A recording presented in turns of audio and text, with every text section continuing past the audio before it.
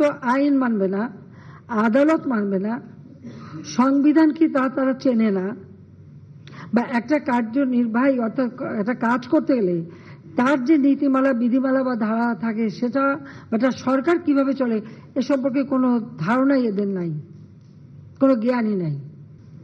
মুক্তিযোদ্ধাদের নাতিপুতিরাও পাবে না, তাহলে কি রাজাকারের নাতিপুতিরা পাবে?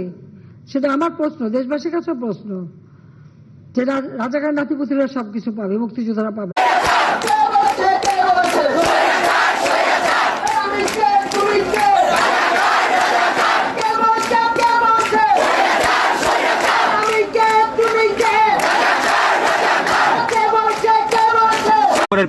কোন দোকানে? দোকানপাটে আর কি। দোকানপাটে মার্কেটে আগুন ধরে। আচ্ছা আচ্ছা, তোরা কেডা বাড়াইছে? কাউলার আনিসুর রহমান, কাউন্সিলর নাইম ভাই। আচ্ছা।